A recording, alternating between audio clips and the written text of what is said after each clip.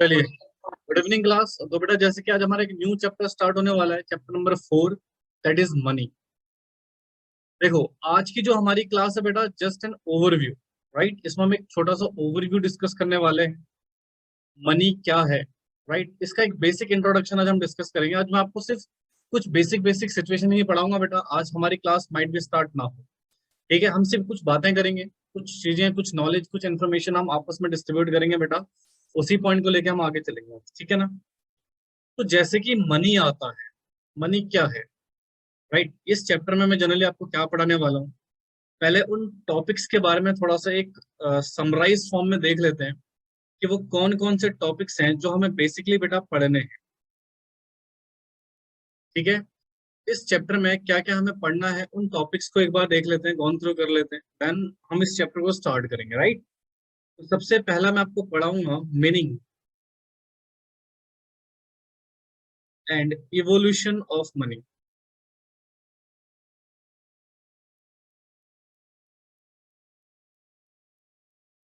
पहला टॉपिक। दूसरा टॉपिक है बच्चे हमारे पास फॉर्म्स ऑफ मनी। तीसरा है supply money and it's measurement.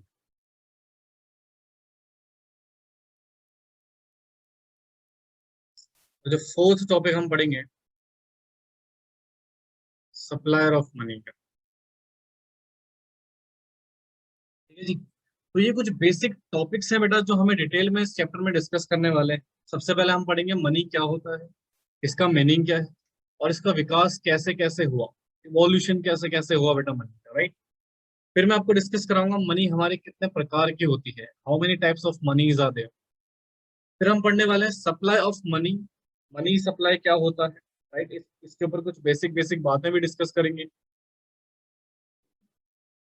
और इस सप्लाई को कैसे हम मेजर कर सकते हैं ये भी हम डिस्कस करने वाले हैं।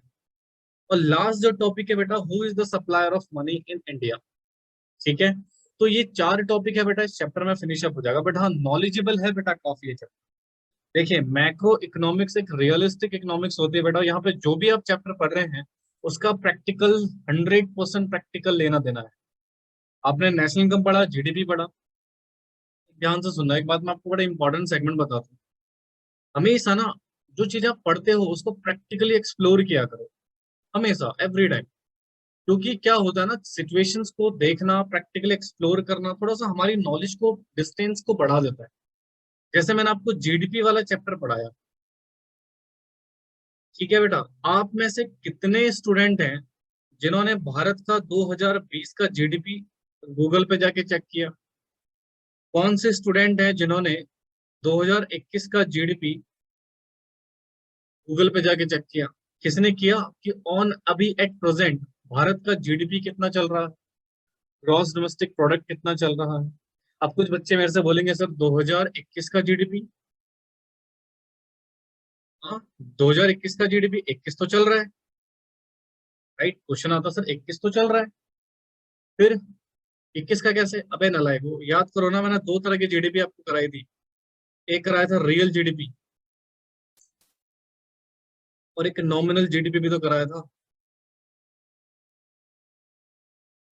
अब कुछ बच्चे कहते हैं सर हम चेक तो कर लें बट हमें चेक करना नहीं आता, ये भी है। तो मैं आपको एक इन्फॉर्मेशन सिचुएशन बता सकता हूँ। आप जाके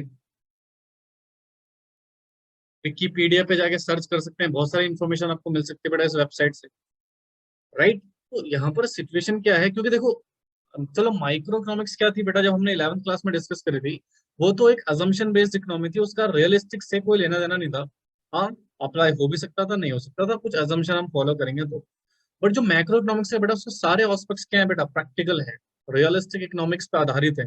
तो इसको तो बेटा आप जितना प्रैक्टिकली एक्सप्लोर करोगे आपकी नॉलेज बहुत ज्यादा इंक्रीज होगी, राइट। तो वो चीज बहुत जरूरी है। जैसे मैं आपको मनी चैप्टर कराऊंगा तो इसमें बहुत सारी बातें हैं जो हम डिस्कस करने वाले हैं, और वो सारी बातें हम प्रैक्टिकल भी डिस्कस करेंगे, ठीक है ना। कि जो हमारे हाथ में जो पैसा है, जो मनी है, कहाँ से आया, कैसे आया, इसका सोर्स क्या है। और आरबीआई, बहुत सारे बच्चे मेरे से क्वेश्चन पूछते हैं, अ, एक मिनट बता दूं। एक काम कीजिए, पहले ना इस टॉपिक्स को नोट कर लीजिए, फिर हम धीरे धीरे करके इसको डिस्कस करें। इस टॉपिक को नोट कीजिए कि इतने टॉपिक हमें डिस्कस करने हैं इस पर्टिकुलर चैप्टर में। चलिए फटाफट से पहले इसको नोट कर लीजिए बेटा, फिर हम स्टार्ट करते हैं इसका introduction from the very beginning. Note करो फटाफट से, ध्यान सुना प्लीज। अगर मैं इसका एक सिचुएशन, एक कॉन्सेप्ट डिस्कस करूं कि मनी क्या है, तो पहले हम एक उस एरा में जाते हैं बेटा जहां मनी था ही नहीं। ठीक है, मान लेते हैं, एज्यूम कर लेते हैं, there is no existence of money. पैसे का कोई एग्जिस्टेंस है नहीं आज के डेट में बेटा। जो आपके पास 100 रुपए, 200 रुपए, या whatever the currency you are having, right, definitely that is money, but not that is only money. और भी बहुत सारी चीजें मनी होती है, बट पढ़ेंगे धीरे धीरे चैप्टर में। But my question is that sir, मान लेते हैं वो एरा आ चुका है जहां पर मनी था ही नहीं, यानी कि हम मान लेते हैं ट्रेडिशन एरा है।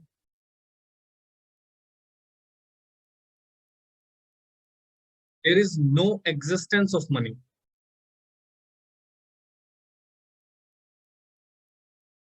यानी कि तब बेटा ये जो आपके पास करेंसी है, रुपीस, 10 रुपए, 50 रुपए, 100 रुपए, 200 रुपए, 500 रुपए, 2000 रुपए, ठीक है, जनरली ये कुछ करेंसीज हैं आपकी जो आप आज के डेट में यूज करते हो।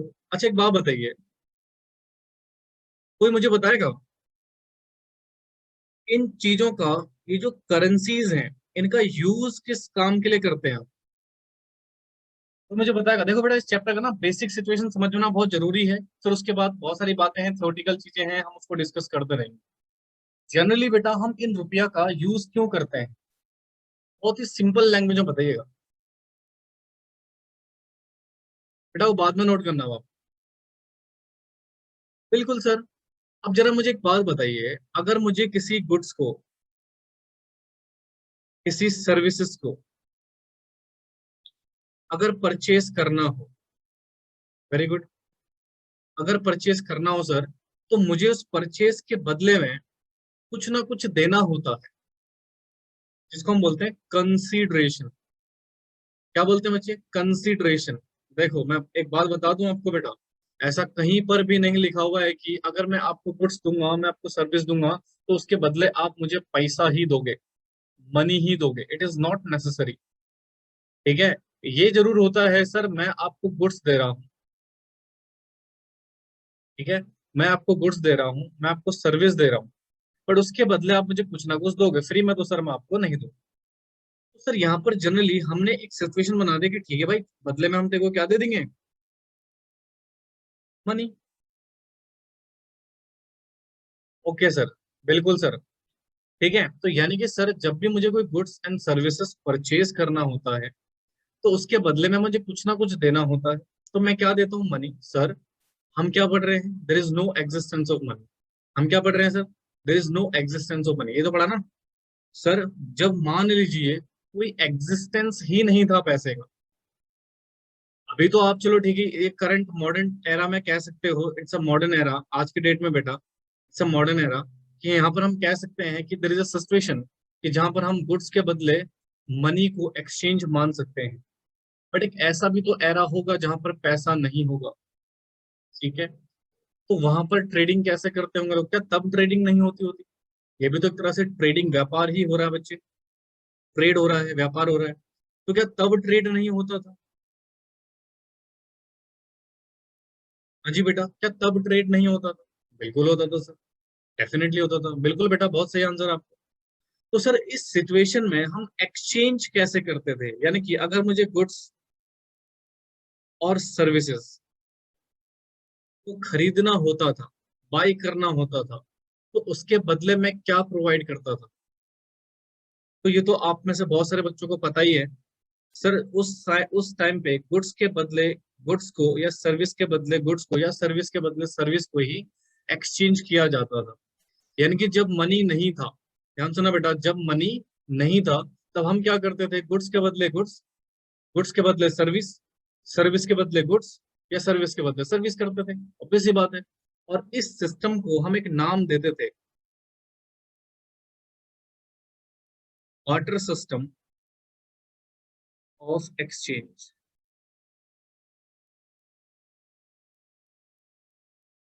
Most of most of you know about this system, barter system of exchange क्या होता था सर उस टाइम पे। आज भी बेटा ऐसा नहीं सिस्टम खत्म हो चुका है। आज भी अगर आप विलेजेस में जाएंगे, गांव साइड में जाएंगे बेटा, वहां पर आज भी लोग बार्टर सिस्टम का यूज करते हैं। ये सिस्टम पूरी तरह से खत्म नहीं हुआ है, राइट। स्टिल समवेयर, कहीं कहीं आप अपनी अपने घर का एग्जांपल ले लीजिए। जैसे मान लो आपके घर में चीनी खत्म हो गई है, ठीक है, आपने अपने सामने वाले से बोला सर चीनी दे दीजिए, अगर आपके पास चीनी है तो दे दीजिए, राइट। तो वो चीनी दे दे, बदले में बाद में अपने चीनी ही लौटाते हो। इन रिटर्न में आप क्या दे रहे हो उनको बेटा, चीनी, राइट। तो अल्टीमेटली शुगर के बदले शुगर का एक्सचेंज हो रहा है। तो इसका मतलब सर यहाँ पर क्या हो रहा है, generally barter system of exchange हो रहा है। यस और नो। तो कहने का मतलब सर सिस्टम कभी भी खत्म नहीं हुआ है, ये सिस्टम आज भी प्रिवेल करता है, बट इसकी जो क्वांटिटी थी वो क्या हो चुकी है, कम हो चुकी है, क्योंकि इसमें बहुत सारी समस्याएं थी, राइट। इस सिस्टम में बहुत सारी प्रॉब्लम्स थी बेटा, जिन प्रॉब्लम्स की वजह से हमें एक नया कॉन्सेप्ट मिला जिसको हम बोलते हैं मनी। तो क्या मनी सिस्टम लाइफ टाइम चलेगा, या एक टाइम ऐसा भी आ सकता है बेटा कि मनी भी खत्म हो जाए। ये जो मॉनेटरी सिस्टम है इसको बोलते हैं monetary system of exchange.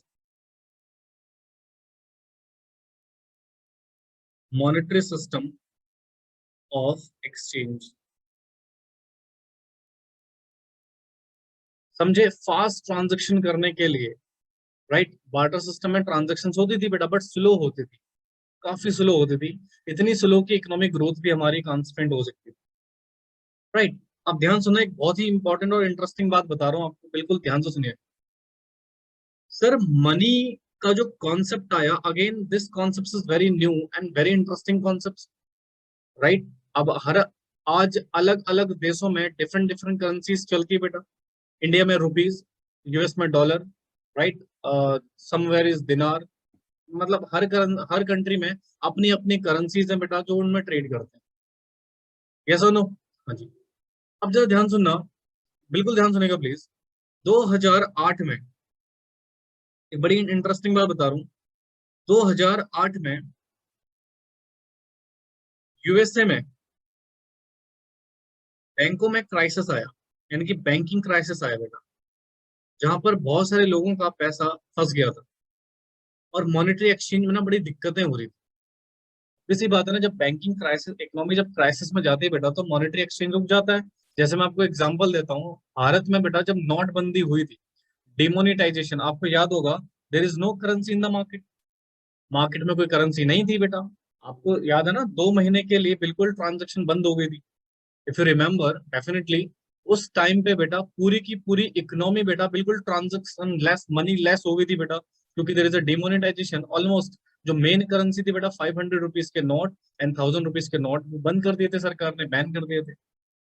Legal tender नहीं रहे थे बेटा वो सारी चीजें। तो कहने का मतलब है सर, उस टाइम पे देखो कितनी प्रॉब्लम आई थी ट्रांजेक्शन करने में। तो इसका मतलब सर, जब यूएस में बैंकिंग क्राइसिस आया था 2008-7 में, उनकी इकोनॉमी डाउन हुई थी बेटा, तो वहां पर भी ऐसे ही प्रॉब्लम हुई थी बेटा एक्सचेंज करने में। तो वहां पर एक पर्सन ने एक कॉन्सेप्ट लॉन्च किया था जिसको बोलते हैं डिजिटल करेंसी। मैंने कहा ना, आज की क्लास सिर्फ ओनली नॉलेज बेसिस पे रहेगी, कुछ बातें डिस्कस करने वाले हैं हम जनरल। डिजिटल करेंसी का कॉन्सेप्ट लेकर आए, और इस डिजिटल करेंसी को जनरली लाया गया था बेटा एक्सचेंज के लिए, ताकि लोग इसके बदले एक्सचेंज कर सकें। और उस डिजिटल करेंसी में जो सबसे पहले लॉन्च की गई थी उसको बोलते हैं बीटीसी, बिटकॉइन। नाम सुना होगा बेटा आपने इस करेंसी का, बिटकॉइन। संतोषी नाकामो का एक पर्सन था, राइट। उस पर्सन ने बेटा, कहा जाता है एक्चुअली, देखो उसकी आइडेंटिफिकेशन तो कोई नहीं जानता, but there is a name, उस नाम से जाना जाता है कि ये पर्सन बिटकॉइन को लेकर आया था, राइट। और उस टाइम पे बेटा देखो, मुझे एग्जैक्ट इसका फिगर तो याद नहीं है, बट कहा जाता है 0.000056 समथिंग था ये अमाउंट, बीटीसी इन 2008 में, 2007-2008 में, राइट। बीटीसी आया। अब बीटीसी को लाने का मेन लॉजिक क्या था, एक्सचेंज को आसान बनाने का। यानी कि आपको मॉनेटरी मनी की नीड नहीं है बेटा, अगर आप कोई चीज परचेज करना चाहते हो, डेफिनेटली आप बीटीसी दीजिए, और उसके बदले में कोई गुड्स परचेज कर लीजिए। जैसे फॉर एग्जांपल, अगर मान लो मुझे एक बर्गर परचेज करना है, तो मैं उसको कुछ बीटीसी दूंगा, और वो उसके बदले मुझे क्या दे देगा, बर्गर दे देगा। तो यानी कि मनी के अलावा भी एक ऑप्शन क्रिएट हुआ, डिजिटल करेंसी।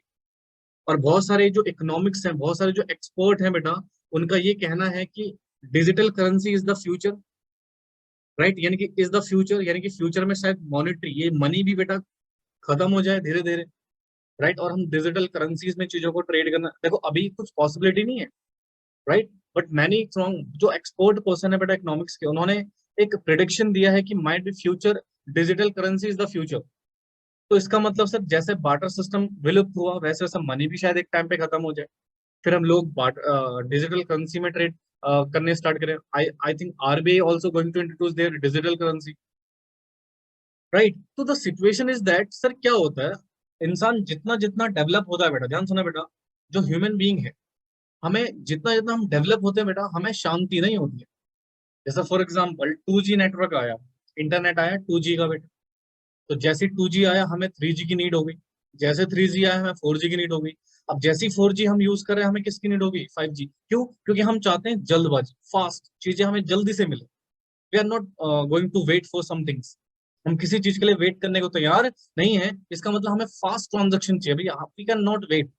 वाटर सिस्टम था, बिल्कुल था, बट वो बहुत स्लो ट्रांजेक्शन था। मनी आया, आज आप जाइए दुकान पे पैसा दीजिए ट्रांजेक्शन हो जाती है, राइट। बट वैसे ही बेटा एक और ट्रांजेक्शन होने वाली है, दैट इज फ्यूचर में, that is digital currency, bitcoins वगैरह में जो ट्रेडिंग वगैरह होती है, राइट। तो बिटकॉइंस को लॉन्च करने का लॉजिक भी यही था बेटा, एक्सचेंज करना हो। धीरे धीरे लोगों ने बेटा डिजिटल करेंसी में ट्रेडिंग करना शुरू कर दिया, फिर वो आप जानते हैं बेटा आज के डेट में इसका प्राइस, जो अभी मैं प्रेजेंट की बात करूं यूएस डॉलर के रूप में $33,000 है बेटा इसकी वैल्यू आज के डेट, ठीक है ना। तो देर इज अ सिचुएशन, बेटा उसकी गवर्नमेंट के हिसाब से होती है, गवर्नमेंट डिसाइड करते हैं, अब ये थोड़ी कि रुपीज आप पूरे वर्ल्ड में चला दोगे। तो गवर्नमेंट के अकॉर्डिंग है ना, गवर्नमेंट डिसाइड करती है कि हमारे देश में कौन सी करेंसी रहेगा, गवर्नमेंट विल डिसाइड, ठीक है, इसका कोई स्पेसिफिक रीजन नहीं होता। ठीक है भाई, तो जनरली बेटा यहाँ पर हमने क्या पढ़ा कि यार मनी को इंट्रोड्यूस क्यों किया गया, मनी को इंट्रोडक्शन करने का लॉजिक यही था बेटा, बार्टर सिस्टम ऑफ एक्सचेंज में एक्सचेंज करने में बहुत सारी डिफिकल्टीज, जिन डिफिकल्टीज की वजह से बेटा हमने कॉमन यूनिट मेजर किया जिसको हमने मनी का नाम दिया, और उस मनी के बेसिस पे हम आसानी से क्या कर सकते हैं, ट्रेड कर सकते हैं। अगर मुझे कोई गुड्स परचेज करना है, कोई सर्विस लेनी है, तो मैं उस मनी को दूंगा और डेफिनेटली सामने वाला मुझे सर्विस प्रोवाइड कर देगा। अब जो ध्यान सुनिए, आपसे कुछ क्वेश्चन पूछे जाते हैं और इसका आंसर दीजिएगा मुझे। फिर हमने पढ़ा कि sir might be future is the digital currency, अभी हम इसके ऊपर श्योरिटी नहीं बोल सकते, but there is a future, right, as per the many economist opinion, यहाँ पर digital currency might be the future, ठीक है ना। खैर जो भी है, मैं आपके सामने कुछ एग्जांपल्स दूंगा, जरा मुझे बताइएगा क्या मनी है या नहीं। 100 रुपए का नोट, 500 रुपए का नोट, 2000 रुपए का नोट, चेक, डिमांड ड्राफ्ट,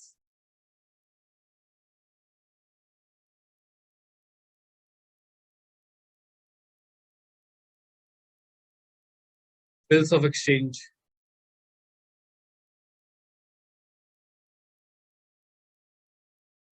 ठीक है, यहाँ पर मैंने कुछ एग्जाम्पल्स लिखे बेटा, अब इस एग्जाम्पल में से आपको बताने हैं, और सिर्फ यस नो में बोलना आंसर, ठीक है, मैं आपसे पूछूंगा सिर्फ यस नो में आपको लिख के बताना।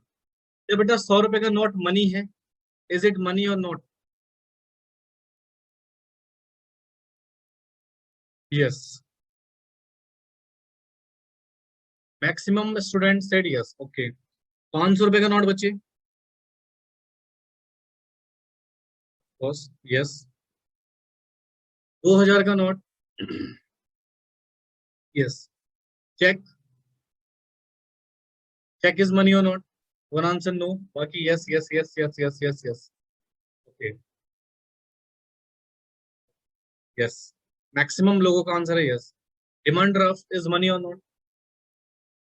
वन आंसर इज नो, बाकी yes, no, no, yes, no, 50-50 है कुछ लोग बोल रहे हैं यस, कुछ लोग बोल रहे हैं no.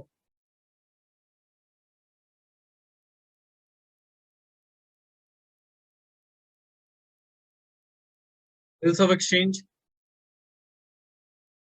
No, yes yes yes yes yes yes yes yes yes, यानी कि मैक्सिमम लोग बोल रहे हैं यस। तो देखिए आपने यहाँ पर अलग अलग सिचुएशंस में अलग अलग चीजों को मनी के डेफिनेशन में लेकर आए, राइट। यहाँ पर हमने बहुत सारी चीजों को इंक्लूड किया कि मनी ये भी होता है, ये भी होता है, वो भी होता है। ठीक है, राइट। अब जरा ध्यान से सुनिएगा प्लीज, यहाँ पर आपने बहुत सारी चीजों को क्या बोला कि मनी होता है। ध्यान से सुनिएगा बच्चे, जब मैं आपको मनी की डेफिनेशन पढ़ाने जाऊंगा तो वहां पर हम बेसिकली समझेंगे कि मनी है क्या। ठीक है ना। जनरली बेटा मनी को बोला जाता है लीगल टेंडर। क्या बोला जाता है बच्चे? Legal tender. लीगल टेंडर का मतलब सर वो money which is authorise by government, authorise by government of India, specifically central government बेटा। यहाँ पर स्टेट गवर्नमेंट का कोई रोल नहीं होता। चलिए मुझे जरा बताइए, क्या आराम से कोई भी दुकान वाला 100 रुपए का नोट एक्सेप्ट कर लेता है? अगर आपके पास 100 रुपए का नोट होगा, उसमें लिखा होता है मैं धारक को कितने रुपए पे करने की गारंटी लेता हूँ, लिखा हुआ है। Yes, this is the guarantee of the government of India. 500 रुपए के नोट में भी ये चीज लिखी रहती है, और 200 रुपए के, 2000 के नोट में भी यही पॉइंट लिखा रहता है। क्या चेक में कभी देखा आपने ऐसा कुछ पॉइंट? चेक में क्या कोई गवर्नमेंट ऑफ इंडिया का साइन वगैरह होता है? जी बेटा, नहीं बोलोगे ना तुम? नहीं होता सर, ऐसा कुछ भी लिखा हुआ नहीं होता, फिर आप इसे मनी कैसे कह सकते हैं?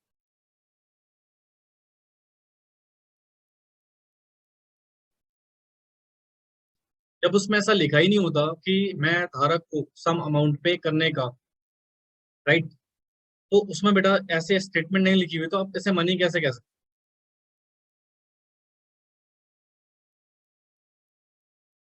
हाँ जी, सुनना ध्यान से। ऑल दो इसमें ऐसी कोई स्टेटमेंट नहीं लिख रही थी बेटा, बट स्टिल भारत सरकार ने इसको ऑथराइज किया हुआ है। ठीक है ना। Still government of India authorise cheque, आप किसी भी बैंक में जाके चेक जमा करते हैं, चेक्स अगर आप रिसीव करते हैं, यस दिस इज एक्सेप्टेबल, तो चेक को भी बेटा हम मनी बोलते हैं, क्योंकि गवर्नमेंट ऑफ इंडिया ने इसको ऑथराइज किया हुआ है। डिमांड ड्राफ्ट, पहले के जमाने में बेटा डिमांड ड्राफ्ट बड़े यूज होते थे। अगर आपको कोई कॉलेज में एडमिशन लेना है, राइट, किसी थर्ड पर्सन के किसी भी सिचुएशन में पेमेंट करनी है, तो वहां पर डिमांड ड्राफ्ट बड़ा यूज होता था। होता क्या था बेटा बॉस, अभी भी होता है बेटा, बट काफी कम हो गया जब से ऑनलाइन का सिचुएशन हुआ है। जब से ऑनलाइन पेमेंट का सिचुएशन हुआ है तो डिमांड ड्राफ्ट का रोल बहुत कम हो गया है। अदरवाइज पहले क्या होता था, अगर जो जिस एसओएल के एडमिशन होते थे बेटा, कॉलेजेस के एडमिशन होते थे, तो वहां पर डिमांड ड्राफ्ट ही यूज होता है। हाँ अभी भी होता होगा नो डाउट, बट इसका यूज बहुत कम हो गया है। ठीक है ना। तो demand draft again government authorise कर रही है, बैंक इसको अपने बेसिस पे इशू कर रहा होता है, तो डेफिनेटली इसकी अपनी लीगल वैल्यू होती है। इसको भी लीगल टेंडर माना जाता है, राइट। बट वो पढ़ेंगे ये कौन सी करेंसी है। अभी मैं ये नहीं पता रहा कौन सी करेंसी, कोई करेंसी की मनी के भी टाइप्स होते हैं बेटा, वहां पढ़ेंगे, बट हम ये जरूर समझ रहे हैं कि demand draft is also money. ठीक है। बिल्स ऑफ एक्सचेंज, ये तो अपने अकाउंट्स में काफी पड़ा होगा बिल्स ऑफ एक्सचेंज को। आज भी बहुत सारे बिल्स ऑफ एक्सचेंज के बेसिस पे पेमेंट्स होती हैं बेटा, राइट। जैसे आपको कोई क्रेडिट पेमेंट करनी है, वहां पर बेटा आप कुछ तो गारंटी दोगे सामने वाले को, तो बिल्स ऑफ एक्सचेंज आप इशू कर देते हो। तो जब बिल्स ऑफ एक्सचेंज इशू करते हो बेटा, देन डेफिनेटली वो सामने वाला एक्सेप्ट करता है ना, यस, तो बैंक उसको ऑथराइज करे तभी तो एक्सेप्ट कर रहा है। यस, तो कहने का मतलब सर 100 रुपए का नोट, 500 रुपए का नोट, 2000 का नोट ही नहीं, बल्कि चेक, डिमांड ड्राफ्ट और bills of exchange are also the example of money. But ये टाइप्स ऑफ मनी में कहाँ आते हैं, किस कैटेगरी में आते हैं, वो हमें पढ़ना बाकी है, राइट। तो बेसिकली बेटा ध्यान से सुनना, जो भी चीज एज ए एक्सचेंज में एक्सेप्ट करी जाती है उसको मनी बोला जाता है। उसको क्या बोला जाता है बेटे? मनी बोला जाता है। देखो अभी मैं अगेन आपको कुछ नहीं पढ़ा रहा बेटा, ये सिर्फ और सिर्फ हमारा एक इंट्रोडक्टरी पार्ट है, और इसमें मैं आपको चाहता हूँ कि हर चीज आप थोड़ा थोड़ा फैमिलियर हो जाओ चीजों से। ठीक है ना। तो अभी हमने क्या पढ़ा सर, मनी से पहले क्या सिस्टम था, बार्टर सिस्टम ऑफ एक्सचेंज, जहां पर जनरली बेटा मनी नहीं थी, लोग आपस में गुड्स एंड सर्विसेज एक्सचेंज करते थे। फिर धीरे धीरे इवोल्यूशन हुआ, डेवलपमेंट हुआ, हमने करेंसी को डेवलप किया, दैट इज रुपीज। और रुपीज भी बेटा शुरू से, जो आपके पास 1 रुपए का कॉइन होता है, 2 रुपए का कॉइन होता है, 100 रुपए का नोट होता है, शुरू से ऐसा नहीं था। ऐसा भी टाइम था बेटा जहां पर कॉइन्स यूज, सोने के सिक्के यूज हुआ करते थे, जहां पर दैट इज सिल्वर कॉइन्स वगैरह यूज हुआ करती थी, राइट। वो एरा भी था। इवन दो 90s के दौर में भी देखा जाए तो बेटा 10 पैसे, 50 पैसे, 25 पैसे, राइट, 5 पैसे ये चला करते थे बेटा। ठीक है ना। बट वो करेंसी धीरे धीरे क्या हो गई, बंद हो गई। तो देयर इज अ सिचुएशन, फिर मैंने आपसे क्या कहा, एक छोटा सा एग्जांपल, एक प्रेडिक्शन दिया कि might be future is the digital currency as per the many economist statements. ठीक है ना। अपने डॉक्टर सुब्रमण्यम स्वामी जी का नाम सुना होगा बेटा, उन्होंने भी एक स्पीच में कहा था कि might be the digital currencies, ये जो आज के डेट में क्रिप्टो करेंसीज का कॉन्सेप्ट चल रहा है, this can be a future, ये फ्यूचर हो सकता है, एक टाइम पे फ्यूचर हो सकता है, दैट इज द प्रिडिक्शन। ठीक है ना? तो यही होता है, चेंज इज द रेवोल्यूशन। तो यहाँ पर हमने कुछ एग्जांपल्स पढ़े बेटा, मनी क्या है, 100 रुपए का नोट, 500 का, whatever the currency you are having, उसको भी हम क्या बोलते हैं बेटा, मनी के कैटेगरी में रखते हैं। फिर चेक को भी हम मनी बोलते हैं, demand draft is also money. ठीक है, bills of exchange are also money. तो यहाँ तक का जो मैंने आपको सिनेरियो समझाया, इट्स अ बेसिक पार्ट। ठीक है, ये आपका डेफिनेटली सिलेबस से इसका कोई लेना देना नहीं, बट हाँ, इसके बिना आप सिलेबस कंप्लीट नहीं कर सकते, क्योंकि बेसिक बातें हैं बेटा, ये समझना बहुत जरूरी है। अब जब भी मैं इस चैप्टर को पढ़ाता हूँ, मेरे पास कुछ डाउट आते हैं, बहुत सारे बच्चों के डाउट आते हैं, और बच्चों का मेरे पास एक डाउट रहता है, ऑब्वियस सी बात है, बड़े मासूम मासूम बच्चे होते हैं। मैं बच्चों को बताया कि बेटा आरबीआई जो है ना, उसके पास एक मशीन होती है जिसके जरिए बेटा करेंसीज को मार्केट में जारी करता है, करेंसी को उससे प्रिंट करता है। ठीक है, यानी कि उस मशीन से बेटा करेंसीज क्या होती है, प्रिंट होती है। बड़ा कॉमन सा क्वेश्चन आता है कि हमारे देश में एक सेक्शन है पुअर सेक्शन और एक सेक्शन है रिच सेक्शन। सर इसके पास तो बहुत सारी करेंसीज है, बट इनके पास तो पैसा नहीं है ना, तो आरबीआई बहुत ज्यादा करेंसी इशू करके इनको दे क्यों नहीं देता? ध्यान सुना, ये बड़ा कॉमन क्वेश्चन है बेटा। जब इनके पास ऑलरेडी पैसा और आप चाहते हो समाज में एक इक्वालिटी रहे, समाज में क्या रहे बच्चे, इक्वालिटी रहे, बराबर, सब लोग बराबर हो बेटा, तो यहाँ पर आरबीआई ये क्यों नहीं करता कि एक्स्ट्रा करेंसी को छाप कर, एक्स्ट्रा करेंसी को छाप के पोर सेक्शन को क्यों नहीं दे देता? क्या ये आप लोग के माइंड में भी क्वेश्चन है? हाँ जी बेटा, कोई ऐसा स्टूडेंट है जिसके माइंड में क्वेश्चन आएगा? बोलो। जनरली आता है, मैं देखता हूँ, और भी कितने करेंसी की वैल्यू कम हो जाएगी, कैसे बेटा, द करेंसी विल डेप्रिशिएटेड।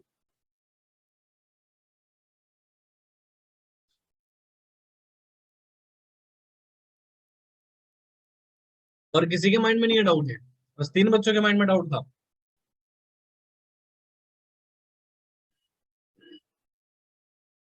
बड़े समझदार बच्चे हो यार।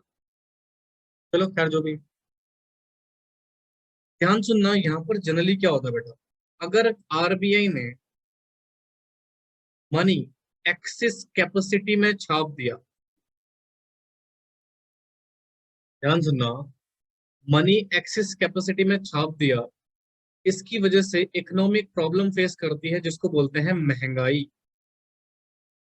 क्यों बताता हूँ, करेंसी हमेशा प्रिंट होती है on the basis of resources of the country. किसी भी देश में कितने रिसोर्सेस है उस पर डिपेंड करता है बेटा, उस देश में करेंसी कितनी छपेगी, कितनी प्रिंट होगी। अदरवाइज बेटा ऑब्वियस सी बात है ना, हमारे पास तो मशीन है ही, आरबीआई बेटा दबा के करेंसी प्रिंट कर सकती है और दे सकती है सोसाइटी को, क्यों नहीं करती है? तो उसका कारण है बेटा, क्योंकि आपके पास जितना रिसोर्सेस होगा, क्योंकि रिसोर्सेस मतलब जितनी आप सप्लाई कर सकते हैं उतनी ही तो मनी मार्केट में आएगी। मान लीजिए सप्लाई मैं कर पाया 50 क्वांटिटी की, एक छोटा सा एग्जांपल ले लेता हूँ, और मैंने करेंसी मार्केट में 500 की छाप दी। अब मुझे एक बात बताइए, 50 क्वांटिटी के बदले में कितना रुपया है, 500 रुपया। तो ये पैसा डेफिनेटली कुछ लोगों के पास जाएगा जो इकोनॉमी में ज्यादा पार्टिसिपेट करेंगे, कुछ लोगों के पास कम हो जाएगा। तो जिनके पास ज्यादा जाएगा बच्चे, तो क्या वो इसकी डिमांड बढ़ा देंगे, और जब इसकी डिमांड बढ़ेगी तो क्या इसकी प्राइस बढ़ जाएगी, और प्राइस का बढ़ने का मतलब ही क्या होता है, इन्फ्लेशन। ठीक है, तो यानी कि डिमांड सप्लाई को कंट्रोल करने के लिए, डिमांड सप्लाई को कंट्रोल करने के लिए बेटा मनी को किस हिसाब से छापा जाता है, प्रिंट किया जाता है, on the basis of resources present in the country. ठीक है, आप एक्सेस मनी को मार्केट में सप्लाई नहीं कर सकते बेटा, उसे इन्फ्लेशन की प्रॉब्लम हो जाएगी। ठीक है, दैट्स वाई बेटा black money is a more dangerous. Black money को डेंजरस इसलिए माना जाता है बेटा क्योंकि वो अनरिकॉर्डेड मनी होता है। ठीक है ना, अनरिकॉर्डेड मनी होता है बेटा, और अनरिकॉर्डेड मनी के बेसिस पे देखिए, मार्केट में 500 रुपए दिख रहा है बट है 1000 रुपए, आप सप्लायर हो 500 रुपए के हिसाब से सप्लाई करोगे, बट मार्केट में हिडन करेंसी भी तो बैठी हुई है। ठीक है, तो कभी भी इक्वालिटी देखी जाती है, डिमांड सप्लाई के बेसिस पे बेटा मार्केट में क्या आते हैं, करेंसीज को छापा जाता है। अगर आपने एक्सिस करेंसी मार्केट में प्रिंट कर दी बेटा, तो उसके कॉन्सिक्वेंसेस क्या होंगे, इन्फ्लेशन हो जाएगी, महंगाई हो जाएगी। तो उस महंगाई को बचने के लिए हम उतने ही रिसोर्सेस को छापते हैं बेटा, सॉरी उतने ही करेंसीज को प्रिंट करते हैं बेटा जितनी हमारी रिसोर्सेस है। अब रिसोर्सेस को कैसे इवेल्युएट करते हैं वो आगे चल के हम पढ़ेंगे। तो जनरली एक छोटा सा बेसिक सा क्वेश्चन मैं आपको बता दूं, आप अनलिमिटेड करेंसीज को प्रिंट नहीं कर सकते। क्यों? क्योंकि जस्ट बिकॉज ऑफ इन्फ्लेशन। काफी डिटेल में तो आगे चैप्टर में आपको पढ़ाऊंगा ही कि क्यों आरबीआई बेटा एक्सेस कैपेसिटी में करेंसीज को प्रिंट नहीं कर सकता। ठीक है, तो ये कुछ बेसिक बेसिक इंट्रोडक्शन बेटा हमने मनी के बारे में पढ़ा कि मनी क्या होता है, मनी कैसे इवेल्युएट हुआ, मनी की जरूरत क्यों पड़ी। अभी अगेन मैंने आपको सिर्फ बेसिक बेसिक बातें ही कराई हैं बेटा, अभी इसमें हमें बहुत कुछ पढ़ना बाकी है। ये सिर्फ एक इंट्रोडक्शन था जिसमें मैंने आपको छोटी छोटी बातें समझाने की कोशिश करी। ठीक है ना? तो अगर किसी स्टूडेंट को कुछ और पूछना है तो प्लीज मोस्ट वेलकम, आप पूछ सकते हैं। ठीक है ना? मेरी तरफ से बेटा आज का इंट्रोडक्शन यहीं तक था।